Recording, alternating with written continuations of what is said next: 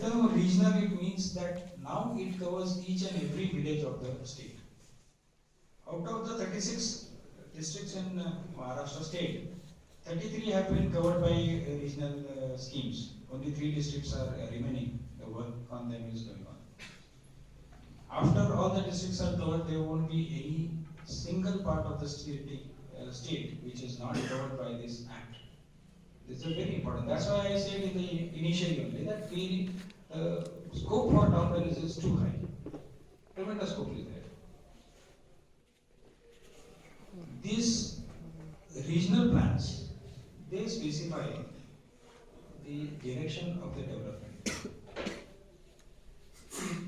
All the cities, towns, villages, the development is controlled by the 7th Act.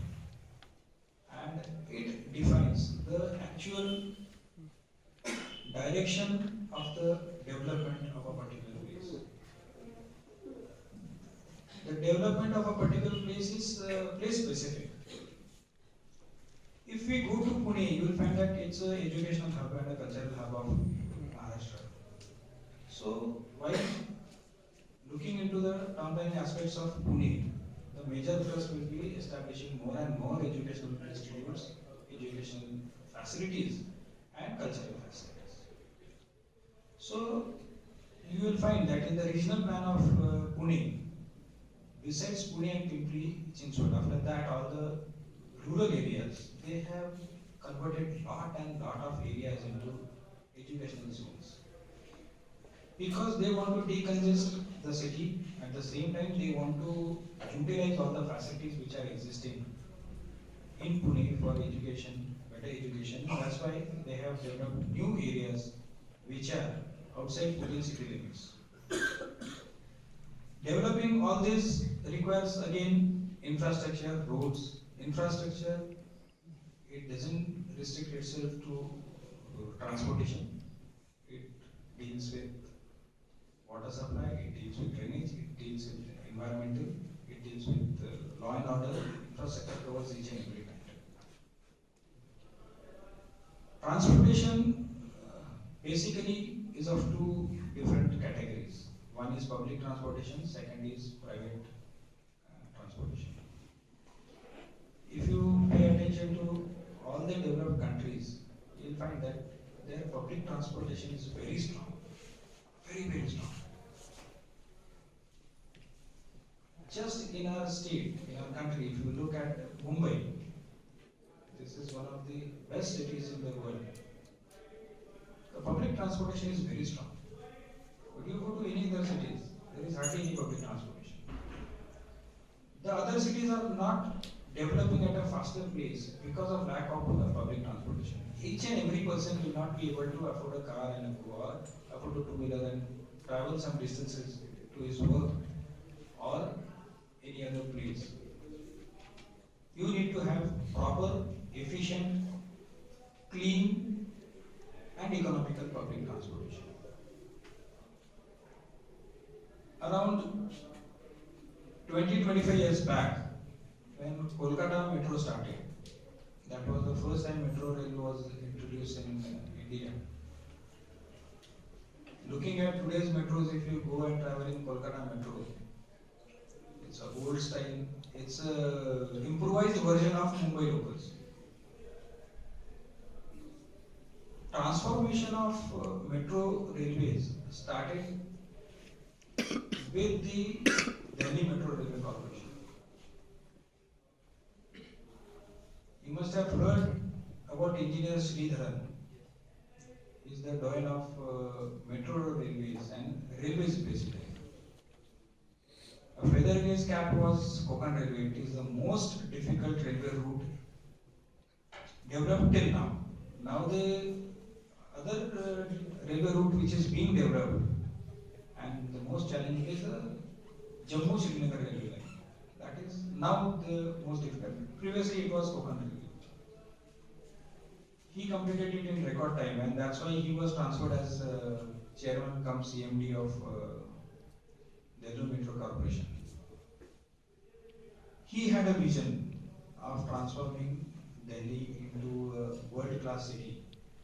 And before BMRC came into picture, if you collect information, you will find that there was a huge gap between Mumbai and Delhi.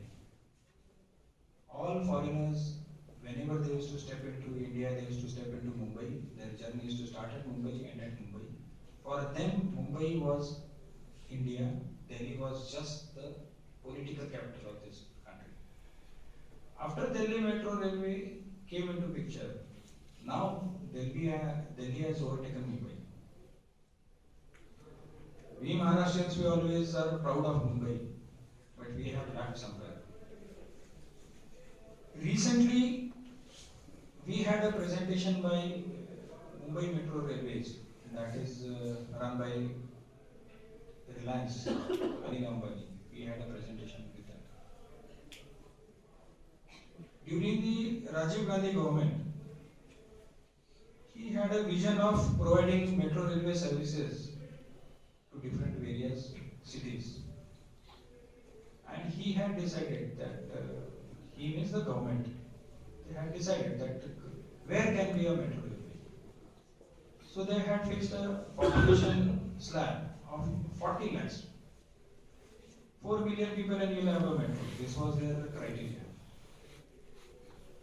Sadly, Mumbai was the only city in the state which fulfilled that criteria. Pune, the population was not that high. Sharad Pawar is a very cunning politician. He wanted and he always wants the best facilities for his district and hometown. And I think everybody should think in those same lines. What he did is, he integrated the public transportation of Pune and Pimpri-Chinchwad together. And he created a new company, PMPML. With that, the population of Pimpri-Chinchwad and Pune was merged together and somehow, the typical word jugaad, and they managed to show it that the population is 40 lakhs. And they just nipped in the criteria. At the same time, simultaneously, Nagpur was developing at a larger and a faster pace. Nitin Gadkari, he was a minister. He tried to push metro railway in those days, but he was not successful. But still, for 15 years they tried. And just like in athletics, the race they finished. In photo finish, they won the race and Pune is back now. The foundation laying stone of Nagpur was held before Pune could hold the event. Thane, we don't consider it as an independent city, we consider it as a suburb of Mumbai. In the third phase of Mumbai Metro, Thane will be covered. Navi Mumbai, the population again is less than 40 lakhs, so no metro railway in Navi Mumbai. This is how the metro railway scenario in Maharashtra was there. During this last year's budget, because of the parliamentary elections, budget could not be presented on 20th of February, it was presented in June. I was just talking to your professor, and I was telling him that during the budget, I am usually one of the panel members of some TV channel in the budget discussions. And the theme, like, you all can be panel members. You have to think in those ways. The theme is like when the live budget presentation starts, it usually starts at 1 o'clock. The timing is also fixed. Therein, the panel members, they all are invited. You have to sit, observe the budget, take down your notes, and immediately after the conclusion of the budget speech, before even the proceedings of the parliament get closed, they start asking us questions and we have to share our ideas. The time is very small. First of all, everybody has to analyze, everybody has to take down notes and everybody has to speak it, and everything is in front of camera. So you have to be very true to your concepts. In this budget, when I was hearing the speeches, I noted down 4 points. One was they are trying to develop a corpus fund for slum redevelopment. And that corpus fund, they are going to develop it by taking a contribution from the CSR funds of large public sector and limited companies. CSR is corporate social responsibility. It's a 2% tax levied on the companies, which are either public sector companies or public limited companies. That amount is in lakh of crores of rupees. So part of it. Initially, the CSR funds were not meant for slum alleviation. But now, since this budget, they have said that some part will go to the slum rehabilitation, and they have kept aside 7,000 crores for it. Second aspect which they did was, they said that we need to have 100 smart cities. This you must have heard and read in all the newspapers. Modi government is planning to construct and build 100 smart cities in India. Third aspect was developing waterways in India. The waterways in India are in a very crooked way. If you go to northeastern states, you will find that the waterways, there are rickety boats. The capacity of a boat is say 100 packs, and you will find 500 people traveling together and then traveling, and you will find that at least once in a year you will read some news, or nowadays you can watch on TV, that some boat has sunk in with all the members and some have managed to swim, but the others are drowned. This is the fate of water transportation. This government wants to change. That was the third aspect. And the fourth aspect was metro rail. Narendra Modi is of a firm opinion who says that the most economical, reliable and the cleanest form of public transportation is metro rail. Financially, it has been proven that investments in the metro railway, cost of recovery is very fast as compared to other infrastructural public transports. So they reduced down the criteria, one of the major hurdles, from 40 lakhs to 20 lakhs. The whole scenario changed. It was a tsunami in Tanzania. I'm calling it as a tsunami because all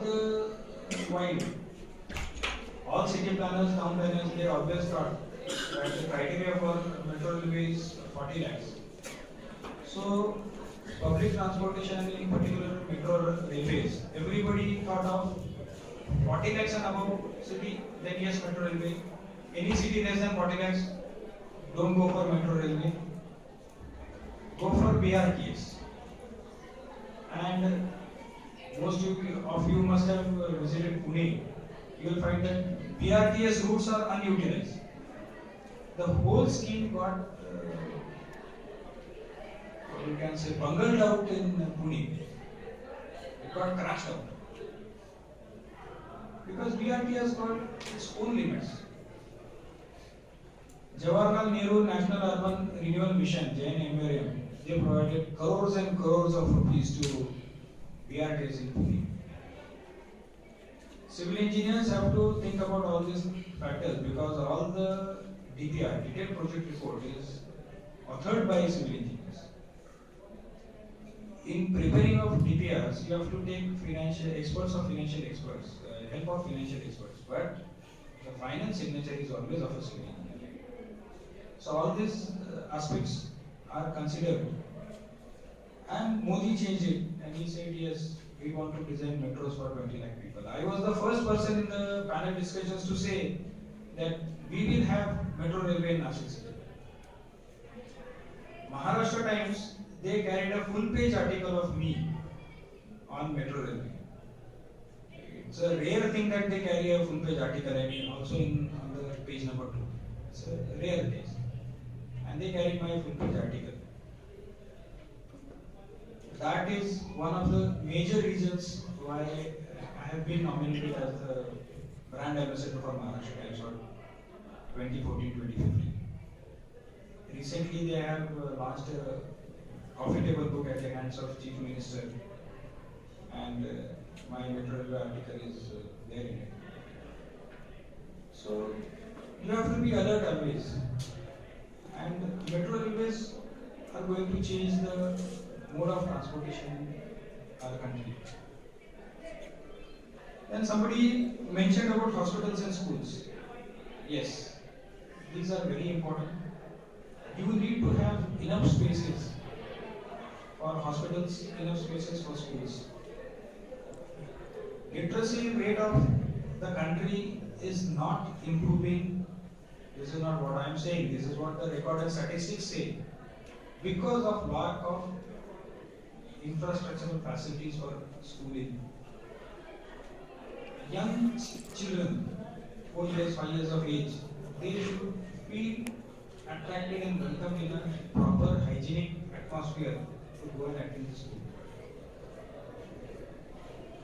Our government has launched a scheme, Khichdi scheme.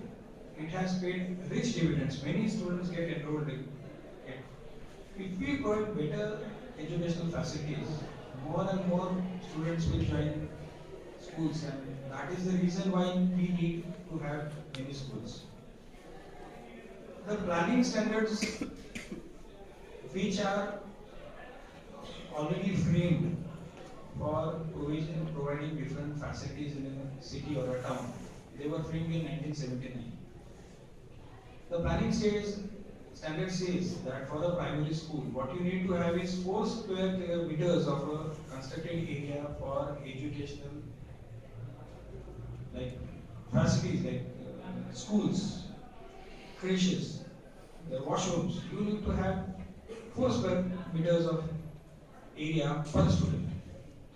And for the playgrounds, you need to have 6 more square meters of area for the playground. So it all comes to 10 square meters per pupil. If we go to high school, the ratio changes and it comes down to 7 square meters. Again, the planning standard says how you are going to calculate the number of students, how you are going to calculate the number of primary students and secondary students. They have given a ratio of all the population. They say that 15%, 15% is the primary school going population. So you have to calculate the total population of a particular place. Then 15% of it goes to primary school, multiplied by 10 square meters, and you will get the total square meter area required for the primary schools. That square meters area which is required, that you distribute in the different parts of the city, and you say that yes, I have got 10 sites for the primary school. Where the places have to be designated, these are called as reservations. This is one of the major point of dispute and argument in the development scheme, that is reservations. It is like everybody wants development, but nobody wants reservations. Everybody wants their land to be free of reservations. Yet they dream of having a good city, better infrastructure city. So while planning the location of primary schools, the Sarva Shiksha Abhiyan and the National Act for Education, primary education, it says that the different distance between 2 schools should not be less than 1 kilometer, and it should be in such a way that the student will be required to travel not more than 1.5 kilometers to his school. So he should walk down. You will find that many times it happens in town planning, as in most of the cases in government policies, that if a government official is doing a plan of a, say, Koparga, and he feels that this gentleman is my political foe. So what I do is I try to push as much as number of reservations in this place. This is wrong from the basic town planning principles. I have come across many such instances wherein the distance between two primary schools is 250 meters or 300 meters. That is the size of your playground. So you have a school on one end of the playground, you have a school on the second end of the playground. Where are the schools going to come from? Recently, I am doing some consultancy for Masud municipality. It's in Mand Taluka of Sadar district. It is the most arid taluka of Maharashtra. Most arid taluka. The population of the whole taluka city is 20,000. Geographical area is 83 square kilometers. This is one of the largest municipalities, but the population is hardly 20,000, and they have provided 17 primary schools. 17, 17. When I was talking to the chief officer, I said, maybe the town planners must have thought that you are the most illiterate people in this world, and that's why they have provided so many schools. This is injustice. We have to think in those ways. Similarly, hospitals. You need to have government hospitals because providing health for the citizens is the responsibility of any nation. In our country, we have not excluded health from the basic responsibilities of government and put it into private sector. Though private hospitals are there. See, you can be a multi-billionaire, but any private hospital can refuse to admit you. But even if you are a pauper and you go to a government hospital, nobody will refuse you. Okay, their negligence will not fetch you good treatment, but they will not refuse any admission. And that is the reason why we need a lot of hospitals. These requirement of the hospitals is governed by one more factor, and that is actually treated as a different entity in the town planning, and that is maternity homes. I'm sorry to say that even now, in this 21st century, 40% of the births taken in India, they are in unhygienic condition, without any medical help. They are done by rice at some places and natural birth at some other places. It's intolerable. If we want to develop ourselves into a powerful nation, a developed nation, we should have the basic right of a child is his safe and hygienic birth. This is his basic right. This is not in India. For this, we need to have hospitals. Previously, till around 2010, there was a distinction between hospitals and the maternity homes. So we had to provide two different kind of reservations. Few were supposed to be for maternity homes, few were supposed to be for hospitals. After 2010, actually during the year 2010-11, major changes have been initiated in the Town Planning Act. They are going on changes, and now all the medical requirements have been clubbed together and put into medical health. These health facilities they have put into, they have categorized. Then somebody rightly said that water supply. Yes. The section 22D says that in Maharashtra, per day, per capita, 140 liters of potable water has to be supplied. And the town planning officer should ensure supply of water, and for that he has to design water supply schemes. Design means not going into the integral detailed part, but design means he has to specify that water will be collected from this and this source, it will be transported from here, filtration plant will be here, distribution networks will be here. See, for the water source, if it is outside the city limits, he has to just mention it. If it is within the city limits, he has to provide for the enough space to provide all the infrastructure. Transportation route is not to be specified, it depends on the local self government. Distribution network, ESR, elevated storage reservoirs, that we have to provide the locations. Because based on those locations, the supply network will stand, and we have to provide a place for the water treatment plants. Because water coming from a source is not potable. Now it is not potable. We have to filter it. The filtration plants need spaces. Aerated lagoons is one of the basic concepts which is being used in water filtration plants. But nowadays, due to lack of place, we are going into automized filtration plants. So the space required is less, but still we need to plan for it. Somebody raised a point of drainage and waste treatment plant. Yes, that is also very, very important. See, out of all the water supply per capita, 80% is converted into wastewater. This wastewater needs to be treated because in India, the natural water which is available is major part is with rainfall only, and that is the percentage is very less. Water available is very less. I have written an editorial article around 2 years back on water, rainwater harvesting, and wherein I had written that water availability is decreasing day by day. We are seeing that monsoons have decreased.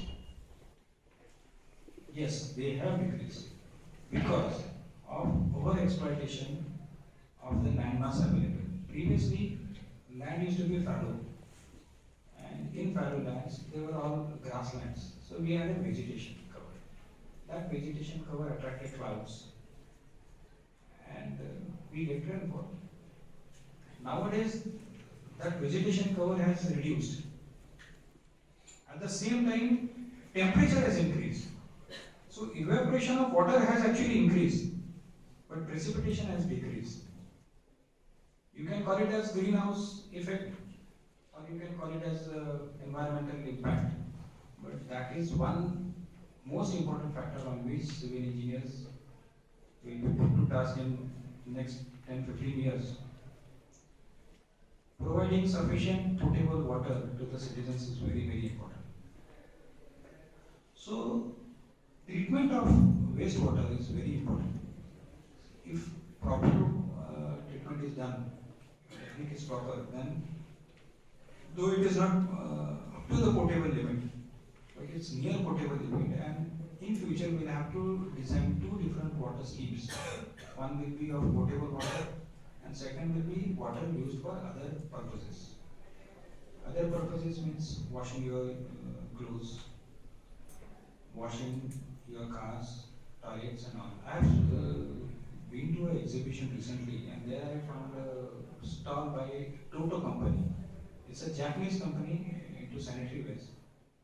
The cost is exorbitant there, product cost is exorbitant. I was surprised to see a wash and basin. And I've been into consultancy since last 20 years. I've been designing structures with unlimited budgets, but I had never seen a wash basin of that cost. Total. The cost of a single wash and basin, if you go into market, it starts at around 450 bucks. And the best available in India is something around 25,000, 30,000. But this total wash basin was 17 lakhs. Single wash basin was 17 lakhs. If you put a 17 lakh wash basin and if you put a 17,000 wash basin, nobody will be able to make out the difference. But the difference was, it was coupled with a WC, water closet. And whatever the wastewater generated in the wash basin, that was transferred into the tank of the WC, and that water was used as a flushing water. And before that water was transferred from the wash and basin to the flush tank, the scum was removed. So therein the technology comes into picture. The scum of that water, when you wash your hands, you have soap, you have oils, that is called as scum, that was removed. Here, pure filtered water went into the flush tank. That flush tank operated on that water. That's why it costed 70 lakhs. It's a new technology. As the day passes and the technology is converged with other manufacturers, the cost will come down. No doubt. So we have to pay attention to water supply treatment plants also. Waste management. Somebody mentioned about waste management. Who was that gentleman? Yes, it is the most challenging job of today because of one simple factor is the has a you can say constraints put by the environmental ministry. Conventionally, waste management deals with accumulation